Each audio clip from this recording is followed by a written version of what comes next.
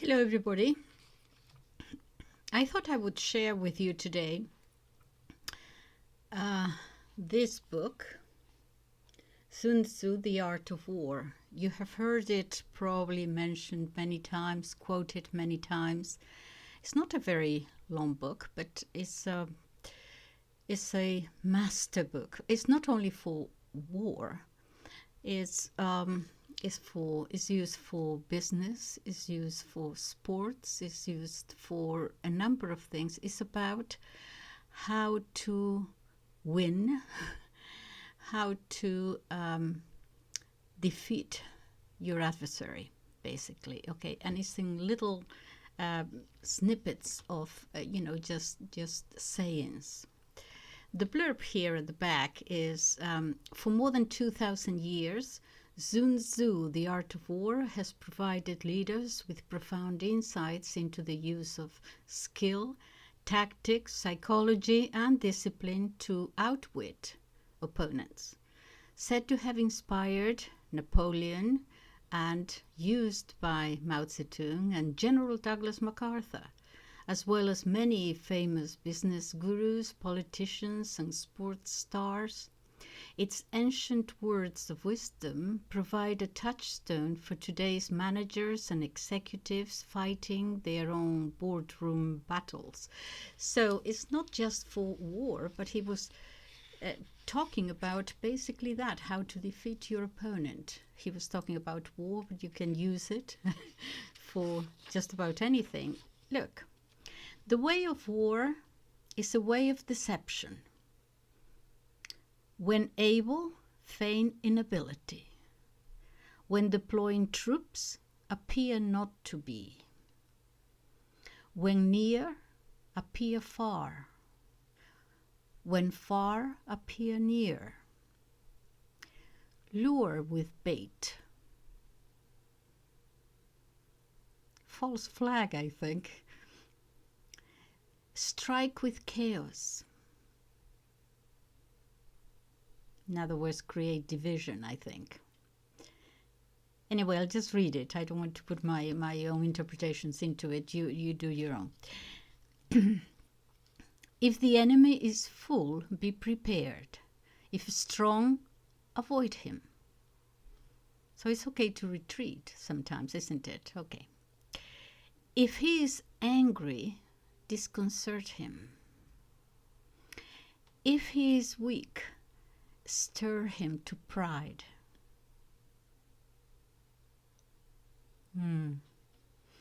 If he is relaxed, hurry him.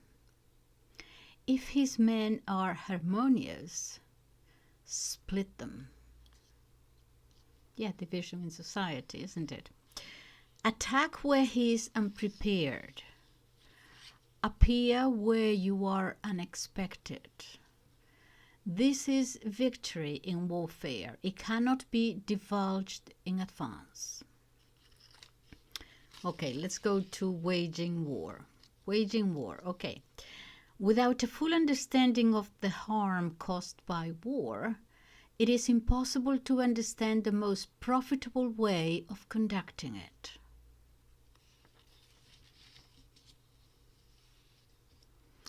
Treat prisoners of war kindly and care for them. Use victory over the enemy to enhance your own strength. Use victory to enhance your own strength.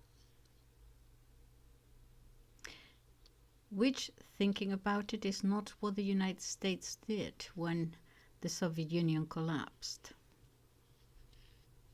I think.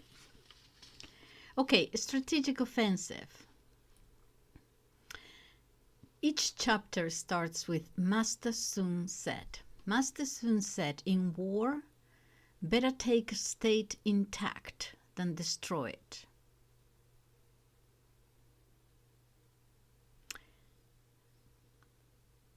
Not what we did in Iraq, Syria, Libya, etc. Okay, better take an army, a regiment, a detachment, a company intact than destroy them.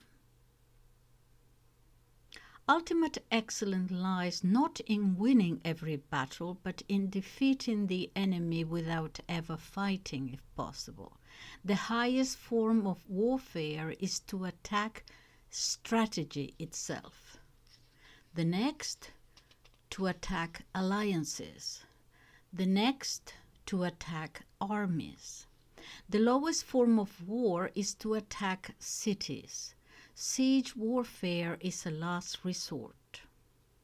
The general who cannot master his anger orders his troops out like ants, sending 1 in 3 to their deaths, without taking the city. This is the calamity of siege warfare.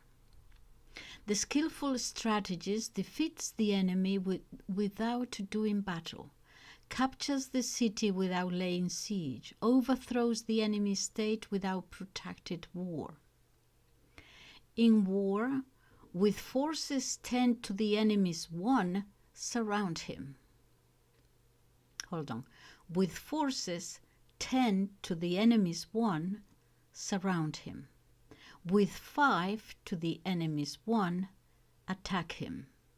With 2 to the enemy's 1, split in half. If equally matched, fight it out.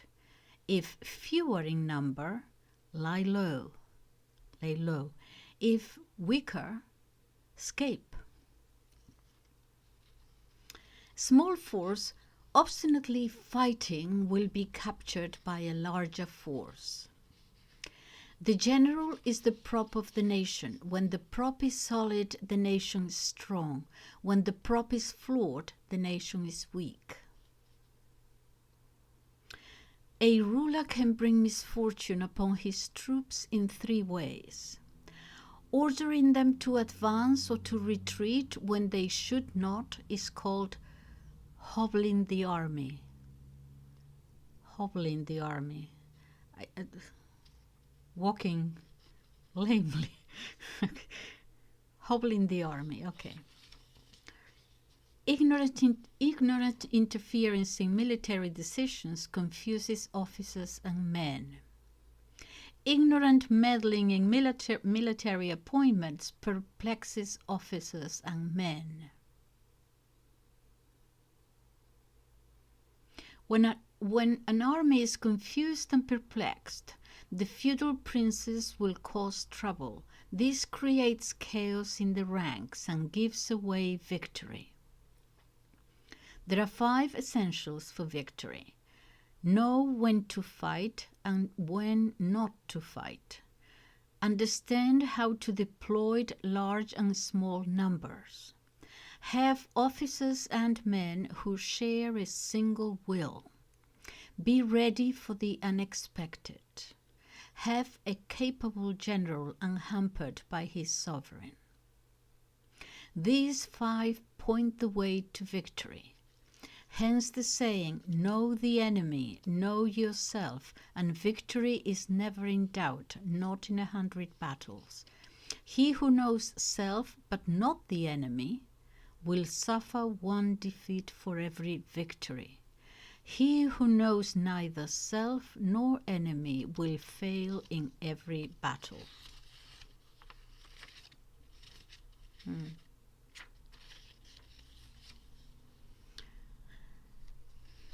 The victorious army is victorious first and seeks battle later.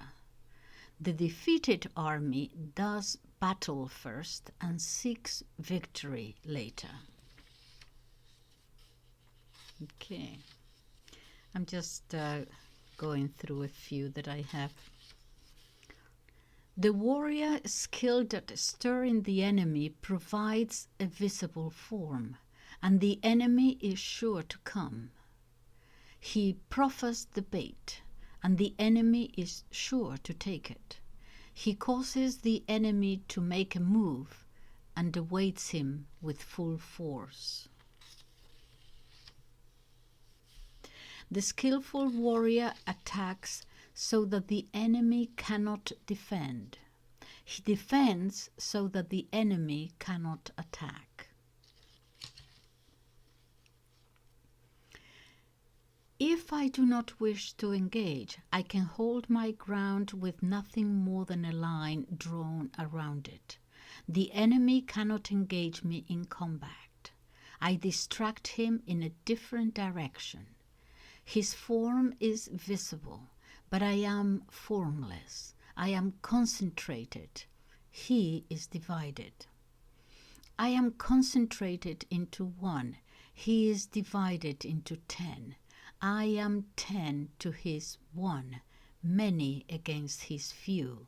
Attack few with many, and my opponent will be weak. The place I intend to attack must not be known. If it is unknown, the enemy will have to reinforce many places. The enemy will reinforce many places, but I shall attack few. By reinforcing his vanguard, he weakens his rear. By reinforcing his rear, he weakens his vanguard. By reinforcing his right flank, he weakens his left. By reinforcing his left, he weakens his right. By reinforcing every part, he weakens every part.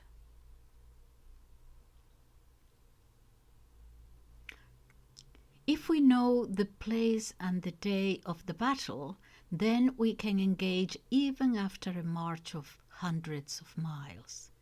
But if neither day nor place is known, then left cannot help right, right cannot help left, vanguard cannot help rear, rear cannot help vanguard. It is still worse if the troops are separated by a dozen miles or even by a mile or two. The enemy may be many, but we can prevent an engagement. Scrutinize him, know the flaws in his plans, rouse him, discover the springs of his actions. Victorious campaigns are unrepeatable. They take form in response to the infinite varieties of circumstance. Military dispositions take form like water. Water shuns the high and hastens to the low. War shuns the strong and attacks the weak. Water shapes its current from the lie of the land. The warrior shapes his victory from the dynamic of the enemy. War has no constant dynamic. Water has no constant form. Supreme military skill lies in deriving victory from the changing circumstances of the enemy. Now, the chapter on the fray. Wherein thing, your enemy, I suppose, the fray, okay. War is founded on deception. Movement is determined by advantage. Division and unity are its elements of change.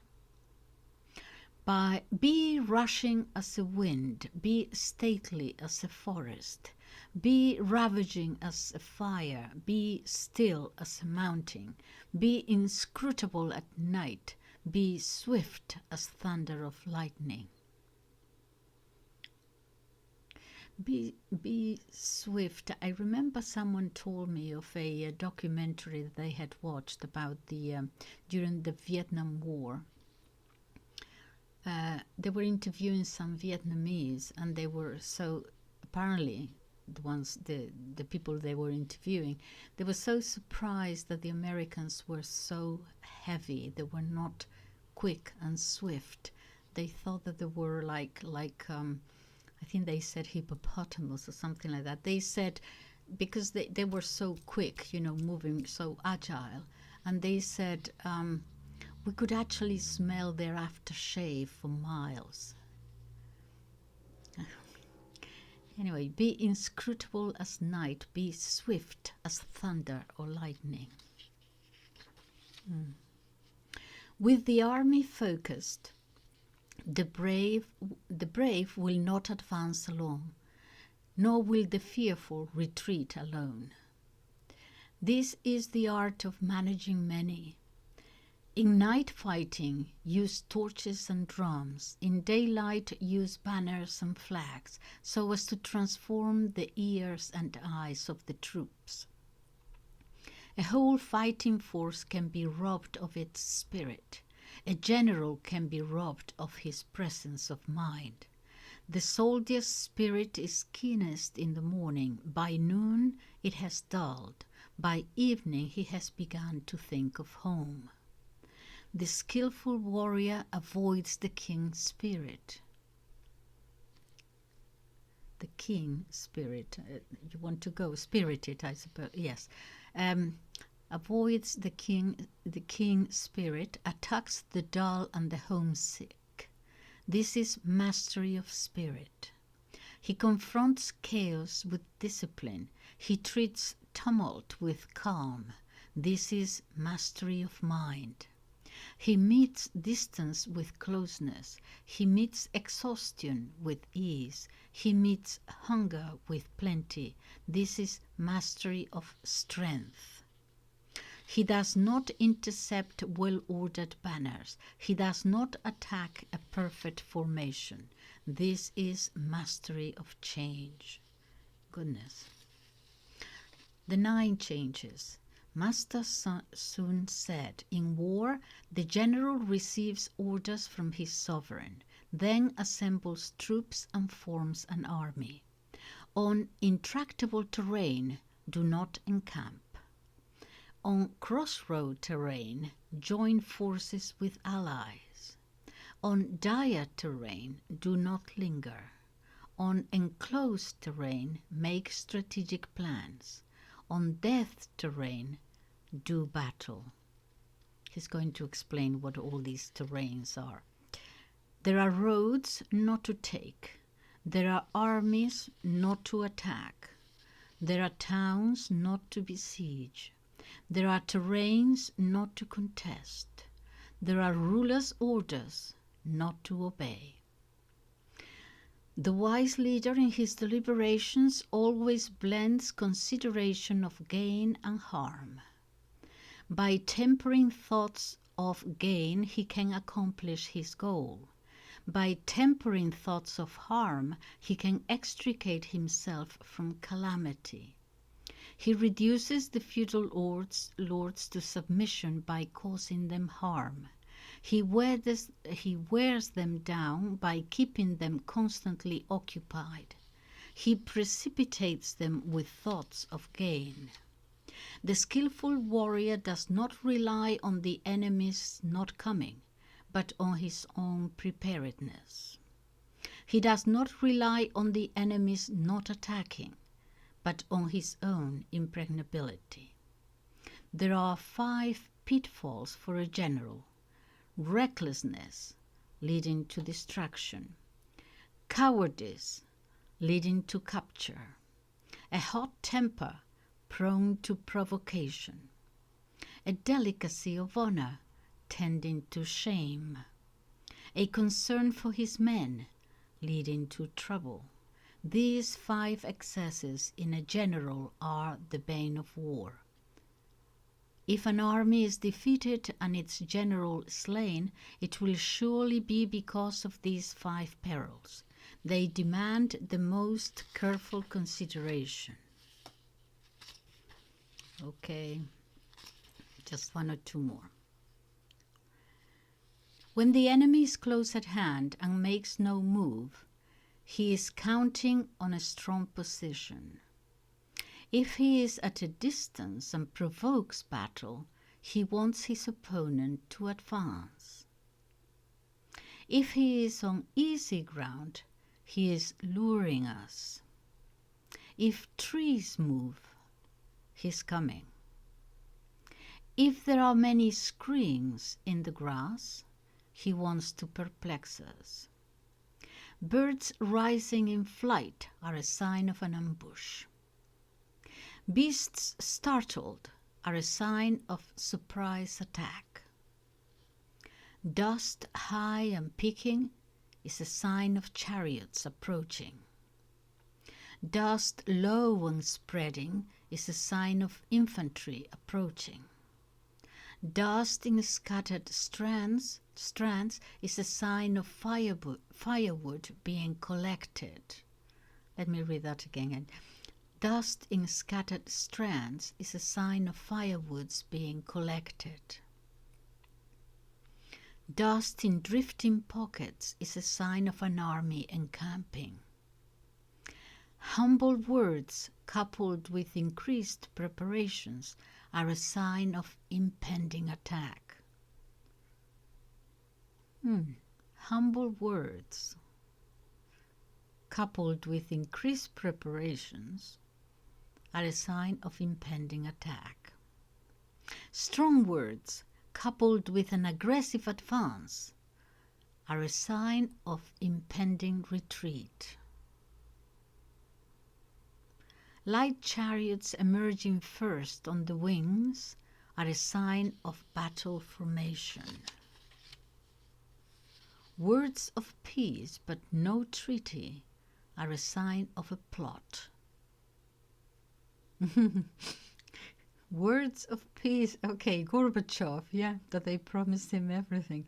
Words of peace but no treaty signed are a sign of a plot. Much running about and soldiers parading are a sign of expectation.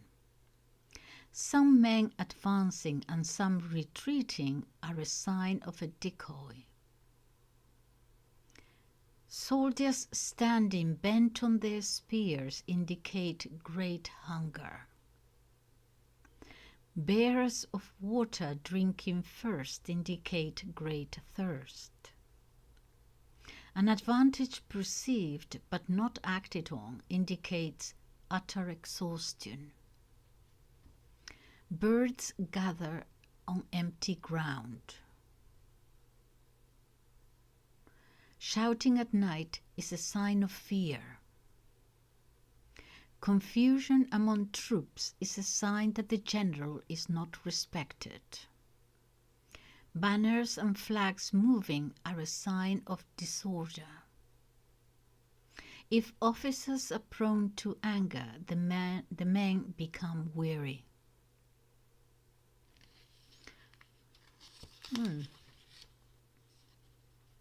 Men whispering together, huddled in small groups, are a sign of disaffection. Let me read that again. Men whispering together, huddled in small groups, are a sign of disaffection. Excessive rewards are a sign of desperation. Excessive punishments are a sign of exhaustion. If a general is by turns tyrannical and in terror of his own men, it is a sign of supreme incompetence. Envoys with words of conciliation desire cessation. In war, numbers are not the issue. It is a question of not attacking too aggressively. Concentrate your strength, assess your enemy, and win the confidence of your men. That is enough. Rashly underestimate your enemy, and you will surely be taken captive. Rashly underestimate your enemy, and you will surely be taken captive. Discipline troops before they are loyal, and they will be refractory and hard to put to good use. Let loyal troops go undisciplined, and they will be altogether useless. Command them with civility, rally them with martial discipline, and you will win their confidence. Consistent and effective orders inspire obedience. Inconsistent and ineffective orders provoke disobedience. When orders are consistent and effective, general and troops enjoy mutual trust. On the forms of terrain. Master Sun said, there are different forms of terrain. accessible terrain, entangling terrain, deadlocked terrain, enclosed terrain, precipitous terrain, and distant terrain. Accessible means that both sides can come and go freely. On accessible terrain, he who occupies high young ground and ensures his line of supplies will fight to advantage. Entangling terrain means that advance is possible, withdrawal hard. On entangling terrain, if the enemy is unprepared, go out and defeat him. But if he is prepared and our move fails, it will be hard to retreat. The outcome will not be to our advantage. On deadlock terrain, deadlock means that neither side finds it advantageous to make a move. On deadlocked terrain, even if our enemy offers a bait, we do not make a move. We lure him out. We retreat. And when half his troops are out, that is our moment to strike. On enclosed terrain, if we occupy it first, we must block it and wait for the enemy. If he occupies it first and blocks it, do not go after him. If he does not block it, then go after him. On precipitous terrain, if we occupy it first, we should hold the young heights and wait for the enemy. If the enemy occupies it first, do not go after him, but entice him out by retreating. Entice him out by retreating.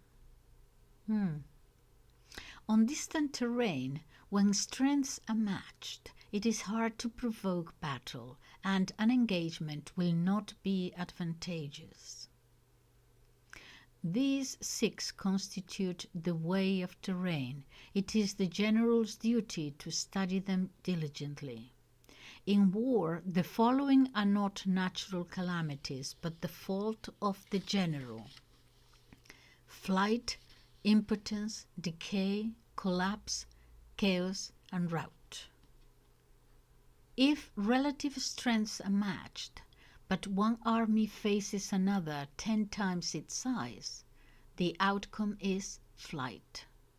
When troops are strong but officers weak, the result is impotence.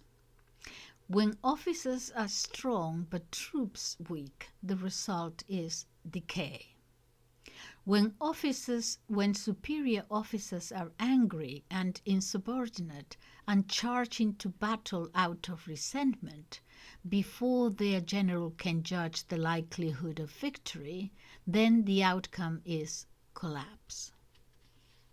When the general is weak and lacking in severity, when his orders are not clear, when neither officers nor men have fixed rules and troops are slovenly, the outcome is chaos. When a general misjudges his enemy and sends a lesser force against a larger one, a weaker contingent against a stronger one, when he fails to pick a good vanguard, the outcome is rout. These 6 constitute the way of defeat. It is the general's duty to study them diligently.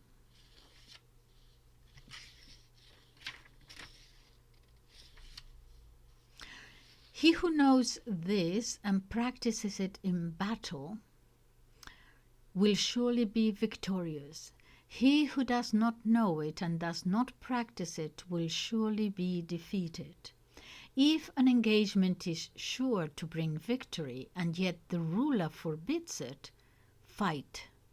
If an engagement is sure to bring defeat and yet the ruler orders it, do not fight.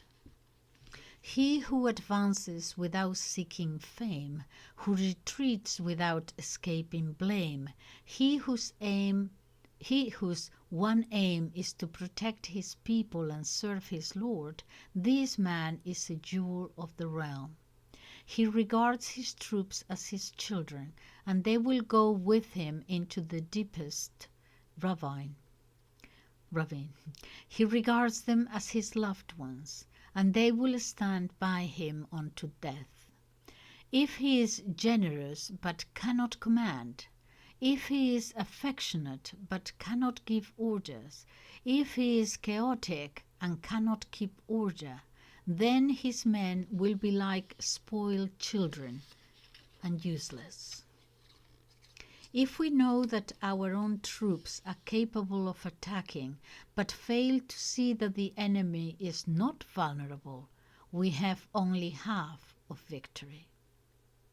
If we know that the enemy is vulnerable, but fail to see that our own troops are incapable of attacking, we have only half of victory. If we know that the enemy is vulnerable and know that our own troops are capable of attacking, but fail to see that the terrain is unfit for attack, we'll still have only half of victory. The wise warrior, when he moves, is never confused. When he acts, is never at a loss. So it is said, know the enemy, know yourself, and victory is never in doubt, not in 100 battles. No heaven, no earth, and your victory is complete. The 9 kinds of ground. Master Sun said, in war there are 9 kinds of ground: scattering ground, light ground, strategic ground, open ground, crossroad ground, heavy ground, intractable ground, enclosed ground, death ground. When the feudal lords fight on home territory, that is scattering ground. Do not fight. When an army enters enemy territory but not deeply, that is light ground. Do not halt. When the ground offers advantage to either side, that is strategic ground. Do not attack. When each side can come and go freely, that is open ground. Do not block. When the ground borders 3 states and the first to take it has mastery of the empire, that is crossroad ground. Form alliances. When an army enters enemy territory deeply and holds several fortified towns in its rear, that is heavy ground. Plunder. Okay. When an army travels through mountains and forests, cliffs and crags, marshes and fens, hard roads, these are intractable ground. Keep marching. Ground reached through narrow gorges, retreated from by twisting paths, where a smaller force of theirs can strike our larger one, that is enclosed ground. Devise strategies. Ground where mere survival requires a desperate struggle, where without a desperate struggle we perish, that is death ground. Fight. On scattering ground, do not fight. On light ground, do not halt. On strategic ground, do not attack. On open ground, do not block. On crossroad ground, form alliances. On heavy ground, plunder. On intractable ground, keep marching. On enclosed ground, devise stratagems. On death ground, fight. When there was some gain to be had, he made a move. When there was none, he halted. That is the skillful warrior. When there was some gain to be had, he made a move. When there was none, he halted. To the question, how should we confront numerous and well-arrayed poised to attack, my reply is, seize something he cherishes, and he will do your will. Troops in desperate straits know no fear. Where there is no escape, they stand firm. When they have entered deep, they persist. When they see no hope, they fight. They are alert without needing discipline. They act without needing instructions. They are devoted without needing a compact. They are loyal without needing orders. Our men have no excess of worldly goods, and yet they do not disdain wealth. They do not expect to live long, and yet they do not disdain long life. On the day they are ordered into battle, they sit up and weep, wetting their clothes with their tears. They lie down and weep, wetting their cheeks. But throw them where there is no escape, and they will fight with the courage of the heroes Tzu and Gui. The skillful warrior deploys his troops like the Shuairan snake found on Mount Heng. Strike its head, and the tail lashes back. Strike its tail, and the head fights back. Strike its belly, and both head and tail will attack you. To the question, can an army be like the Shuairan snake? I reply, yes, it can. Take the men of Wu and the men of Yue. They are enemies, but if they cross a river in the same boat and encounter a wind, they will help each other like right hand and left. Strong and weak both can serve, thanks to the principle of ground. It is the business of the general to be still and inscrutable, to be upright and impartial. He must be able to keep his own troops in ignorance, to deceive their eyes and their ears. He changes his ways and alters his plans to keep the enemy in ignorance. He shifts camp and takes roundabout routes to keep the enemy in the dark. He leads his men into battle like a man climbing a height and kicking away the ladder. He leads them deep into the territory of the feudal lords and releases the trigger. He burns his boats, he breaks his pots. He is like a shepherd driving his sheep this way and that. No one knows where he's going. He assembles his troops and throws them into danger. This is the business of the commander. These things must be studied, the variations of the 9 kinds of ground, the advantages of flexible maneuver, the principles of human nature. The way of invasion is this: deep penetration brings cohesion. Shallow penetration brings scattering. When you leave your own territory and lead your men across the border, you enter dire terrain. When there are lines of communication on all 4 sides, you are on crossroad terrain. When you penetrate deeply, you are on heavy terrain. When you penetrate superficially, you are on light terrain. When there are strongholds to your rear and narrow passes in front, you are on enclosed terrain. When there is no way out, you are on death terrain. It is in the soldier's nature that when surrounded, he resists. When all seems lost, he struggles on. When in danger, he obeys orders. Without knowing the plans of the feudal lords, you cannot form alliances. Without knowing the lie of hills and woods, of cliffs and crags, of marshes and fens, you cannot march. Without using local guides, you cannot exploit the lie of the land. Ignorance of any one of these points is not characteristic of the army of a great king. When the army of a great king attacks a powerful state, he does not allow the enemy to concentrate his forces. He overawes the enemy and undermines his alliances. He does not strive to ally himself with all the other states. He does not foster their power. He pursues his own secret designs, overawing his enemies.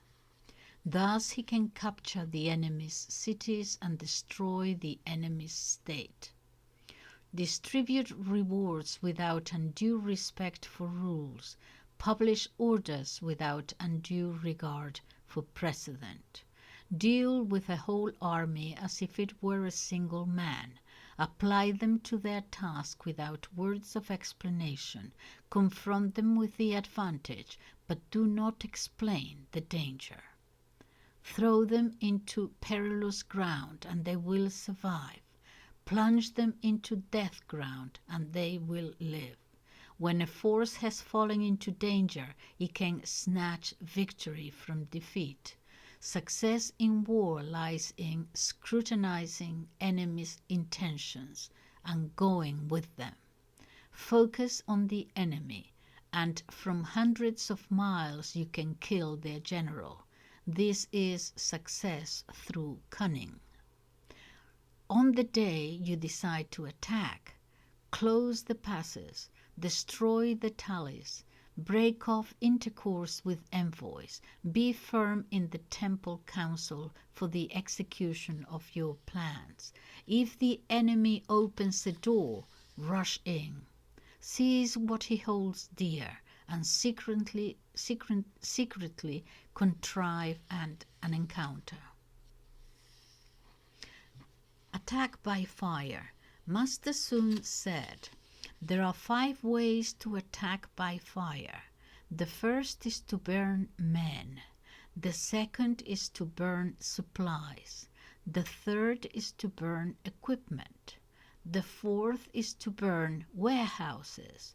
The fifth is to burn lines of communication." Attack by fire requires means. The material must be ready. There is a season for making a fire. There are days for lighting a flame. Oh my goodness. All right. In war, know these 5 changes of fire and be vigilant. Fire assists an attack mightily. Water assists an attack powerfully. Water can isolate, but it cannot take away. To win victory, to complete an objective, but not to follow through, is a disastrous waste. Hence the saying, the enlightened ruler considers deeply, the effective general follows through. Never move except for gain. Never deploy except for victory. Never fight except in a crisis. A ruler must never mobilize his men out of anger. A general must never engage battle out of spite. Move if there is gain. Halt if there is no gain. Anger can turn to pleasure. Spite can turn to joy, but a nation destroyed cannot be put back together again. A dead man cannot be brought back to life. So the enlightened ruler is prudent. The effective general is cautious.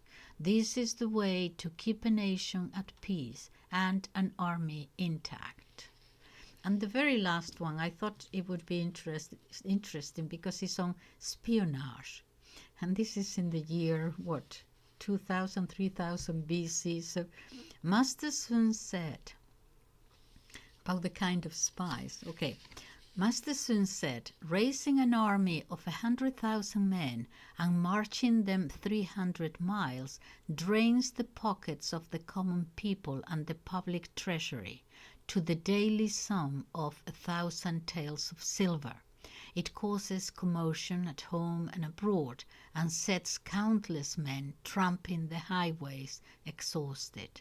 It keeps 700,000 families from their work.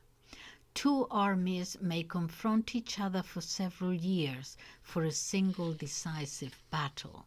It is callous to begrudge the expense of 100 taels of silver for knowledge of the enemy's situation.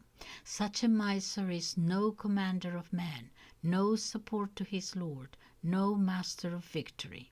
Prior information enables wise rulers and worthy generals to move and conquer, brings them success beyond that of the multitude.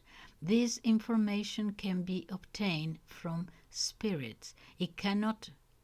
This information cannot be obtained from spirits. It cannot be deduced by analogy. It cannot be calculated by measurement.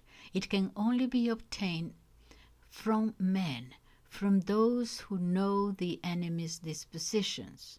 There are 5 sorts of spies: local, internal, double, dead, and live. Okay.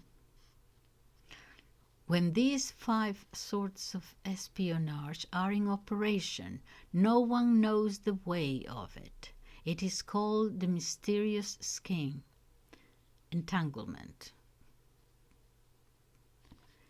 Coil, yeah. The Lord's treasure. Local spies. Oh, listen to this, listen to this. This is worth listening to. Local spies come from among our enemy's fellow countrymen. Local spies come from among our enemy's fellow countrymen. Internal spies from among our enemy's officials. Oh, okay, so the local spies, ordinary people. Internal spies from among our enemy's officials. Double spies from among our enemy's own spies. Oh, the double agents, yeah. From among our enemy's own spies. Okay. Dead spies are those for whom we deliberately create false information. They then pass it on to the enemy.